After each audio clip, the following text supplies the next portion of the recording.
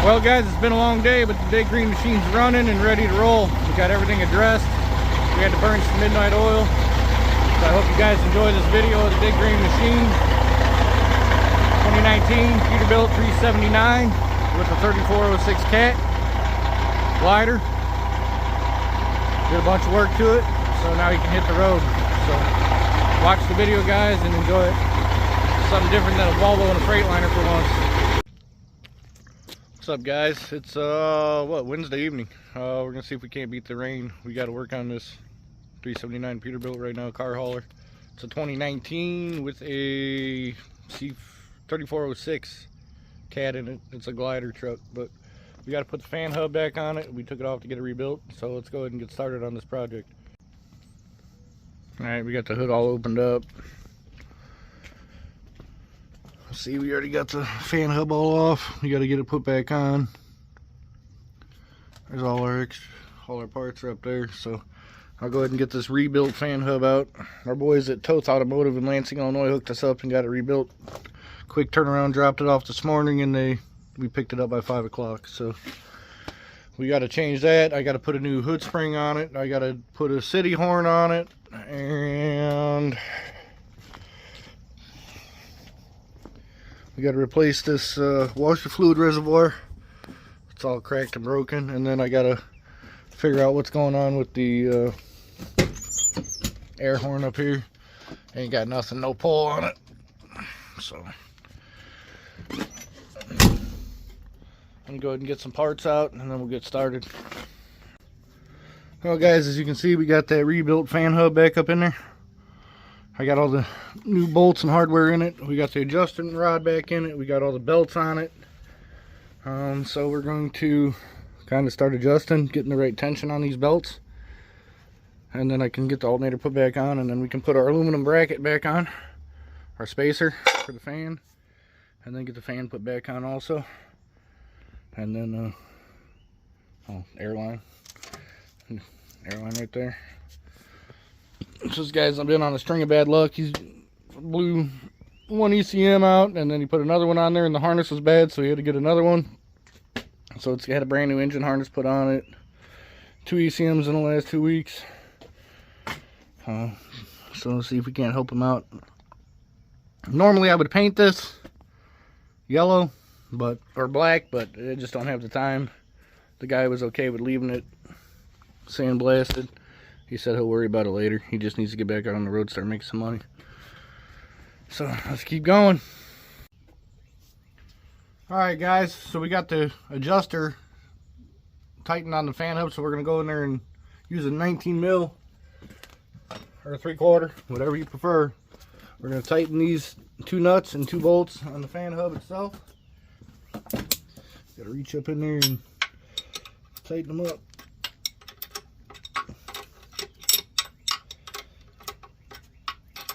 Gotta love a kitty cat working on a cat. Once we get this done, we'll go ahead and get that fan blade assembly put back on.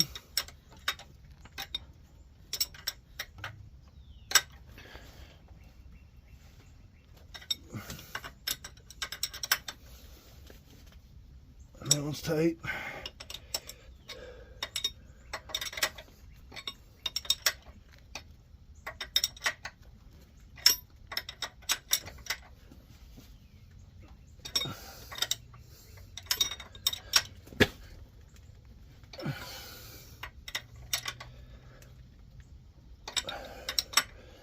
Alright, those 2 are tight. Let's go ahead and move on over to the other side and keep going.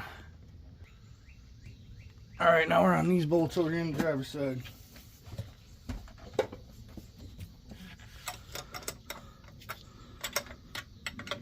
Like I said, these are 3/4, 19 mil.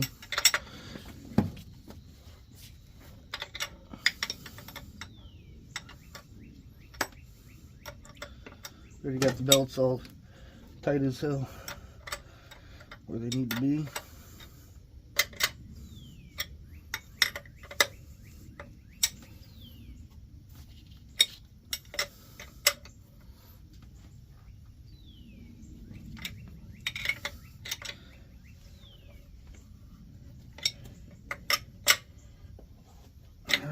that all done. That's in. This is our air line right here.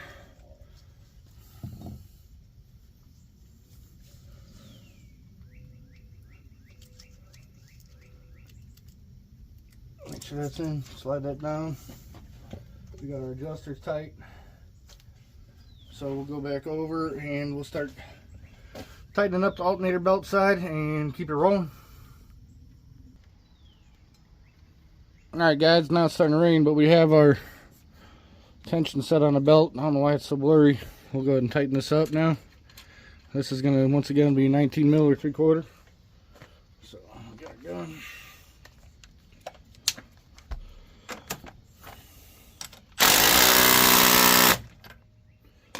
Lost my 3/8 impact. It fell out on a job. The door opened on the box. So that's all tight now. So I think all we got left to do is put the fan blades on. So let's start that fun project. So we got our fan assembly started. You can see the aluminum spacer down in there, and then the fan blades are on, and then it takes 6 of these studs and nuts, 9/16. So I already got 2 of them started. Let me get the rest of them in, and then we'll tighten them all up. But you got to do this from the front and try not to damage the radiator. Got to get my fat hands in there. It was way easier from the top. This one's got an X brace in there, so it's kind of a pain in the butt.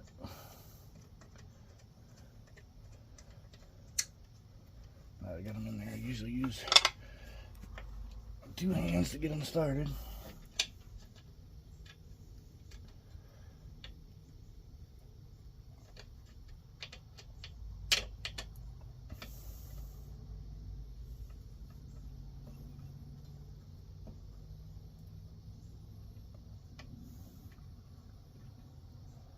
There it goes.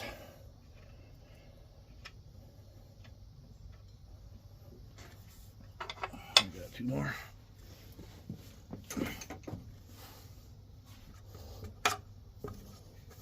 That one's got one. That one does not. No, this truck's had the air compressor put on it last week too. I forgot about that. Lasted 2. That's the second air compressor. He said he put one on, lasted 2,000 miles, and it blew out. Had to have it replaced again. There's the other one.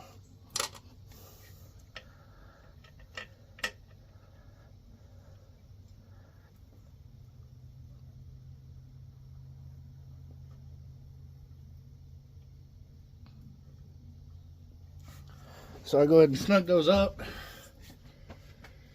My 3/8 ratchet is not in the truck, so I'm going to use my 1/4 inch set with the 9/16 socket. Small, compact. I don't have to worry about nicking the radiator, because that's always a... You gotta be careful with these.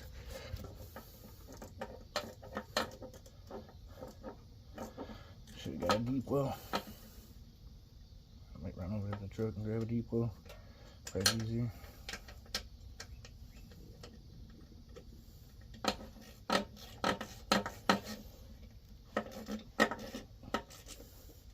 Yeah, let me go swap this out for a deep well.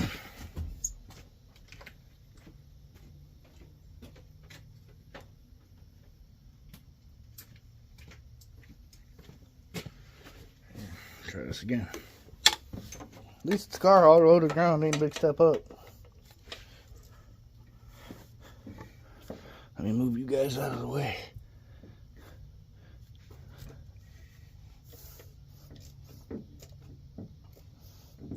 There's one.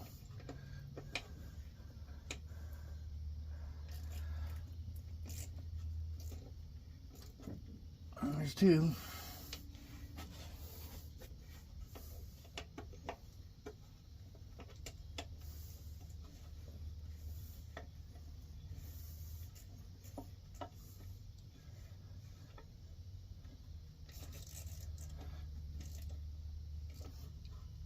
And there's 3. That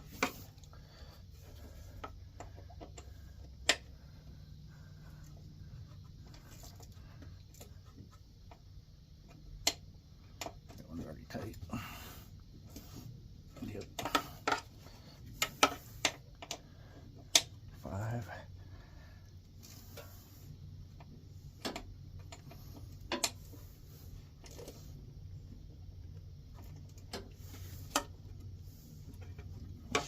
6 right here. Yep. Sorry if I'm blocking the camera. Let's try and get some leverage on this thing.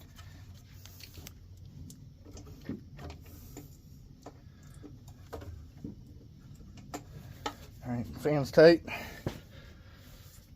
So let me do my final checks, make sure everything's tight, and then I guess we'll start this bad boy up.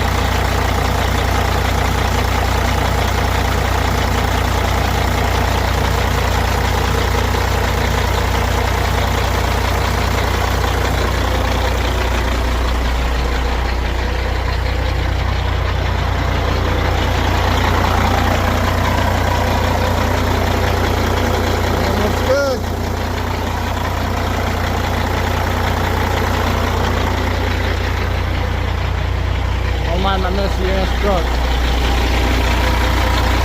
So we'll let it build air and then see if the fan takes time.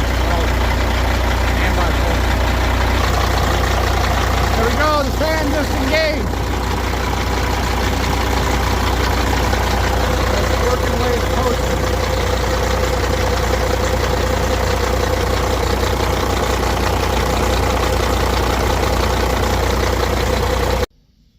So we got up to 120 psi, primary and secondary, and then I went in and shut it down, and it's not leaking anymore. Because as soon as you shut the truck off, this thing will start pissing air like crazy.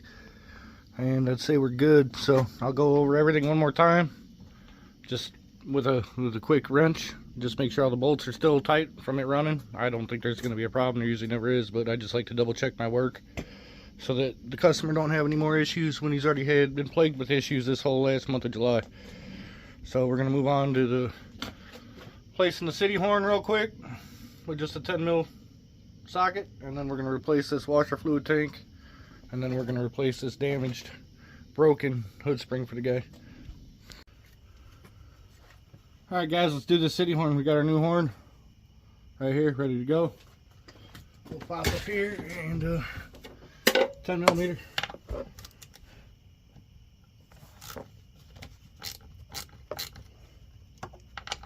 Move my light so I can see a little better. Get this battle area off here.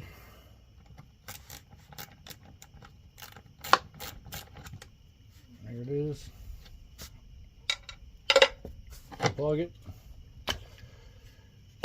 We got our new one ready to go.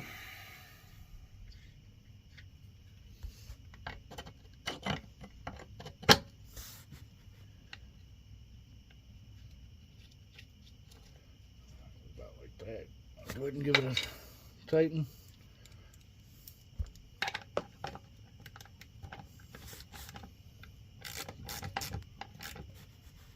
That's it. Plug it back in.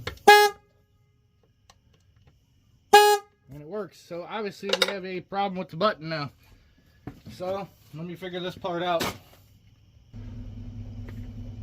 So just to show you what was going on, I took the whole horn button apart. This is the ring that this bolts to inside of this, and the driver had messed with it and he knocked the isolators out, so whenever this ring would touch the steering wheel up there, it would just blow non-stop. So we got it all taken apart, we got it figured out, so let me get this put back together and reassembled. Alright guys, I got this horn button all back together. So you can see he was missing, his kind of fell apart, so I made some spacers out of some cardboard that the horn box came in. So let me touch it. The horn's not going off, Not going off right now, which is a good thing. So let me get all this wire coiled up in there, and then we'll put the horn button in. All right, our horn button's in. Horn blows. Does the driver? I don't know. So we're good there. So I guess all we got left is to replace the washer fluid tank and the hood spring, and we'll be rolling up out of here. So this guy should be happy to have a working horn. Oh, and I got to figure out this. So on to the next thing. All right, guys, we did get the hood shock, or the hood spring changed. Here's the broken one. I didn't film that one because it was kind of tight to get to.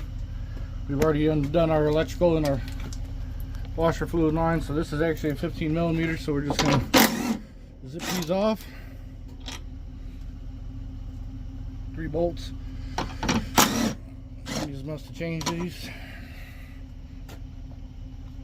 because the washers are pretty different.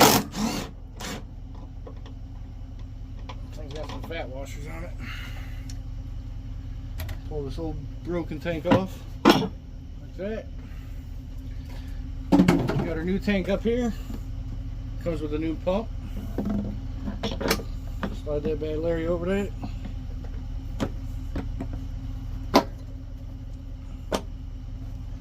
Got a little OEM parts. Fits real good. That's probably how that other one got broke.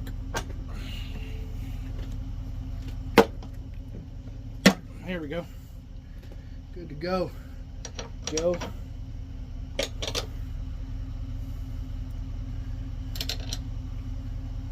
They sure don't make parts like they used to. That's for sure. I don't have any washer fluid, but he said he would fill that up tomorrow before he rolls on out the door.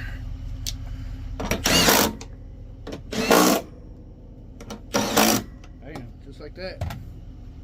And we will hook our hose back up, peel it out of the snake skin so I can grip it.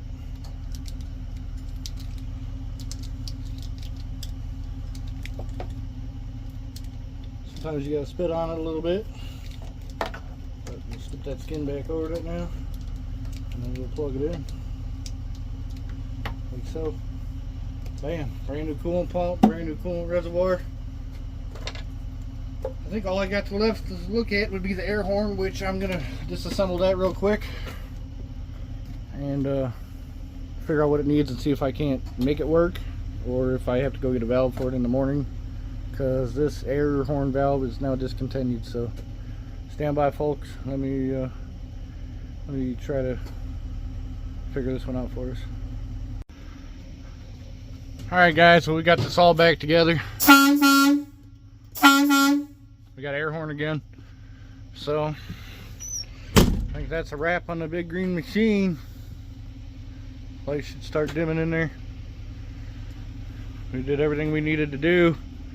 We put a new city horn on it. We fixed the button with some rigging up. Dude does need a new button.